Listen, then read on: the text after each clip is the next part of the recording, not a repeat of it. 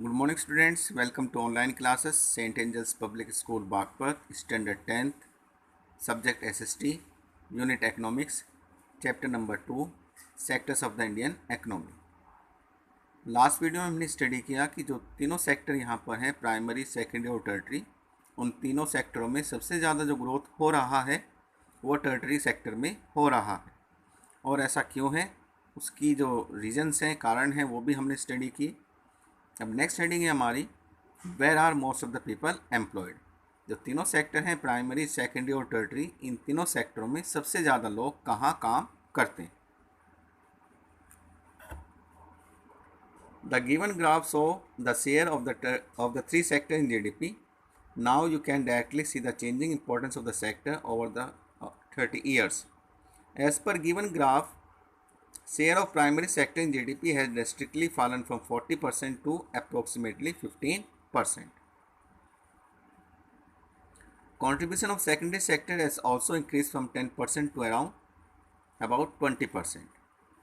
तो यहाँ पर हमें एक ग्राफ दिया हुआ है जिसमें तीनों सेक्टर का GDP में जो शेयर है उसको रिप्रेजेंट किया गया है। तो ये टर्टरी सेक्टर है, ये सेकेंडरी है, ये प्राइमरी है। तो 1973-74 में अगर हम देखें तो प्राइमरी सेक्टर का GDP में जो टोटल शेयर था वो 40% था। 2013-14 में अगर हम देखें तो यही प्राइमरी सेक्टर रिड्यूस होकर सिर्फ 15% के आसपास रह गया। वहीं सेकेंडरी सेक्टर जिसका कंट्रीब्यूशन 10% के आसपास था 1973-74 में, ये कंट्रीब्यूशन सेकेंडरी सेक्टर का GDP में बढ़कर 20% हो गया 2013-14 में। A remarkable fact about India is that while there has been a change in the share of the three sectors in GDP, a similar shift has taken place in employment। तो यहाँ पर जैसे हम देख रहे हैं कि तीनों सेक्टरों का GDP में जो शेयर है उसमें एक बदलाव हमें देखने को मिला, उसी तरह से एक बदलाव एम्प्लॉयमेंट के फील्ड में भी देखने को मिला। The given graph show the share of employment in the three sectors in 1973-74 and 2013-14. The primary sector continues to be the largest employer even in the year 2013-14. अब एम्प्लॉयमेंट की बात करते हैं। जो प्राइमरी सेक्टर है वो 1973-74 में भी सबसे ज़्यादा एम्प्लॉयमेंट प्रोवाइड करने वाला सेक्टर था और 2013-14 में भी प्राइमरी सेक्टर सबसे ज़्यादा एम्प्लॉयमेंट प्रोवाइड करने वाला सेक्टर है। यानी कि रोज़गार के मामले में पहले भी और अब भी जो प्राइमरी सेक्टर है वो सबसे आगे है। The primary sector employees more than 40% of the population even after more than 60 years of independence. हमारे यहाँ पर जो प्राइमरी सेक्टर है उसमें लगभग 40% लोग काम कर रहे हैं आज़ादी के 60 सालों के बाद भी। There are many factor responsible for this such as, और ऐसा क्यों है उसके लिए कुछ कारण यहाँ पर दिए गए हैं। सबसे पहला, the secondary and tertiary sector have failed to create enough job. जो सेकेंडरी और टर्टरी सेक्टर है यहाँ पर ज़्यादा रोज़गार नहीं बन पाए हैं, इसीलिए लोग प्राइमरी सेक्टर में ही काम कर रहे हैं। इवन दो इंडस्ट्रियल आउटपुट और the production of goods went up drastically during the period, employment in the industry failed to match up. The same applies to tertiary sector as well। अगर प्रोडक्शन की बात करें, जो इंडस्ट्रियल सेक्टर है, जो secondary sector है, यहाँ पर प्रोडक्शन काफ़ी तेज़ी के साथ इंक्रीज़ हुआ, लेकिन एम्प्लॉयमेंट और प्रोडक्शन इसमें काफ़ी अंतर रहा। जहाँ प्रोडक्शन बहुत तेज़ी के साथ बढ़ा, वहीं यहाँ पर रोज़गार उतने तेज़ी से नहीं बन पाए, और ऐसा ही देखने में मिला टर्टरी सेक्टर के अंदर। As a result, around half of the workers in the country are still working in the primary sector। और इसी वजह से हमारे देश में आज भी लगभग आधी आबादी प्राइमरी सेक्टर में ही काम कर रही है, मेनली इन एग्रीकल्चर, ख़ास तौर से खेती में, producing only 15% of the GDP। और GDP में अगर हम शेयर की बात करें तो वो सिर्फ 15% है। In contrast to this, the secondary and tertiary sector produce 3/4 of the produce, whereas less than half the people। वहीं सेकेंडरी और टर्टरी सेक्टर जहाँ पर काम करने वाले लोगों की संख्या कम है, उनका जीडीपी में जो शेयर है दोनों का मिला के वो 3/4 है। This means that workers in agriculture are producing less than their ability, or we can say there are more people in agriculture than required. तो इसका क्या मतलब है? इसका मतलब है कि जो खेती में लोग लगे हुए हैं, जो मजदूर खेती में काम करते हैं, वो अपनी क्षमता से कम काम कर रहे हैं, या ये भी हम कह सकते हैं कि खेती में जो लोग लगे हुए हैं वो ज़रूरत से ज़्यादा है। So even if you move a few people out, production will not be affected. In other words, workers in agricultural sector are underemployed or disguised unemployed. अगर हम कुछ लोगों को यहाँ से हटा भी लें तो भी प्रोडक्शन पर कोई असर नहीं पड़ेगा। दूसरे शब्दों में हम ये कह सकते हैं कि एग्रीकल्चर सेक्टर में जो मजदूर काम कर रहे हैं वो या तो अंडर एम्प्लॉयड है या फिर डिस्गाइज अनएम्प्लॉयड है।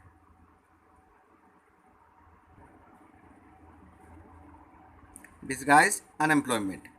Indian economy is not facing problem of open employment only, but also the disguised unemployment.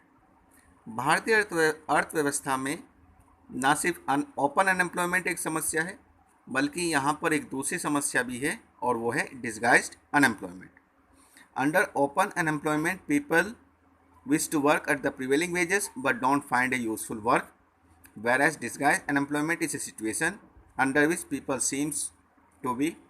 अगर हम ओपन अनएम्प्लॉयमेंट की बात करें तो ये एक ऐसी परिस्थिति है जहाँ पर व्यक्ति काम करना चाहता है लेकिन उसे काम नहीं मिल पाता।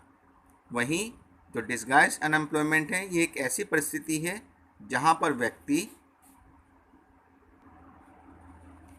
व्यक्ति काम तो करता है लेकिन वो पूरी तरह से एम्प्लॉयड नहीं है। Working but they are not fully employed, और we can say it is a situation where more workers are engage than required. या हम ये भी कह सकते हैं डिस्गाइज्ड अनएम्प्लॉयमेंट एक ऐसी परिस्थिति है जहाँ पर किसी काम में आवश्यकता से ज़्यादा मजदूर लगे हों। For example, E for the cultivation of 1 hectare land 10 workers are required, but instead of 10 workers 15 workers are working. जैसे यहाँ पे इस चीज़ को समझाने के लिए एक एग्जांपल दी है। अगर कोई 1 hectare लैंड है और उसको कल्टीवेट करने के लिए 10 वर्कर्स की 10 मजदूरों की आवश्यकता है, लेकिन इंस्टेड ऑफ 10 वर्कर 10 मजदूरों के स्थान पर वहाँ पर 15 मजदूर काम कर रहे हैं। In this case 5 workers are disguised unemployed. तो यहाँ पर 5 मजदूर डिस्गाइज्ड अनएम्प्लॉयड के शिकार हैं। In such cases even if the surplus worker are removed production does not suffer. तो यहाँ पर अगर हम 5 मजदूरों को या जो एक्स्ट्रा मजदूर वहाँ पर हैं उन्हें हटा भी लेते हैं तो प्रोडक्शन पर कोई असर नहीं पड़ेगा। This under employment can also happen in other sector. There are thousands of casual workers in the service sector in urban area who search for daily employment. तो ये अंडर एम्प्लॉयमेंट की समस्या हमें दूसरे सेक्टरों में भी देखने को मिलती है।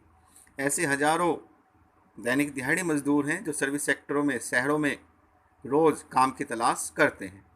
They are employed as painter, plumber, repair person and other doing odd jobs.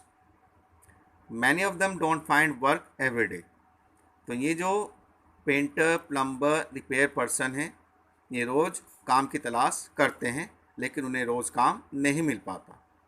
Similarly, we see other people of the service sector on the street pushing a cart or selling something where they may spend the whole day but earn very little. इसी तरह से हमें और भी बहुत सारे लोग दिखाई देते हैं सर्विस सेक्टर में जो रास्तों पर पुशिंग ए कार्ट और सेलिंग समथिंग, जो रास्तों पर ठेलियाँ वगैरह चलाते रहते हैं या कुछ सामान बेचते रहते हैं। वो पूरा दिन काम करते हैं, मेहनत करते हैं, लेकिन जो उनकी इनकम होती है वो बहुत ही कम होती है। They are doing this work because they do not have better opportunities. और वो इन कामों को इसलिए कर रहे हैं क्योंकि उनके पास कोई दूसरा बेहतर ऑप्शन नहीं है। Unemployment or underemployment not only lead to wastage of manpower resource but also create feeling of hopelessness and despair among the youth. ये जो दोनों समस्याएं हैं अनएम्प्लॉयमेंट और अंडर एम्प्लॉयमेंट की, इससे ना सिर्फ मैन पावर वेस्ट होता है बल्कि इससे युवाओं के अंदर निराशा भी पैदा हो जाती है. People who are an asset for the economy turn into a liability. और जो पीपल हैं जो देश के लिए एक वरदान होते हैं वो देश के लिए एक बोझ बन जाते हैं. People do not have enough money to support their family. लोगों के पास अपने परिवार की ज़रूरतों को पूरा करने के लिए पर्याप्त पैसा नहीं होता. Inability of educated people who are willing to work to find gainful employment implies a great social wastage. इसी तरह से जो शिक्षित वर्ग है, जो शिक्षित युवा हैं, वो भी बेरोजगार रह जाते हैं, उन्हें भी कोई काम नहीं मिल पाता. Unemployment tends to increase economic overload. और बेरोजगारी की वजह से जो आर्थिक बोझ है वो बढ़ जाता है. The dependence of unemployed on the working population increase. और जो अनएम्प्लॉयड है उनका बोझ वर्किंग पॉपुलेशन पर बढ़ने लगता है. The quality of life of an individual as well as of society is adversely affected. और इससे जो व्यक्ति का जीवन है और समाज है, सोसाइटी है, उस पर भी इसका बुरा असर पड़ता है.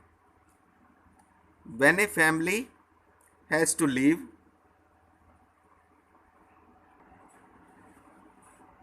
on a bare subsistence level, there is a general decline in its health status and rising withdrawal from the school system. तो जब कोई परिवार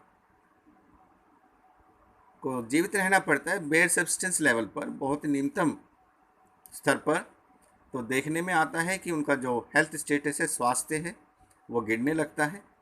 और कभी कभी इन परिवारों को अपने बच्चों को स्कूलों से भी हटाना पड़ता है.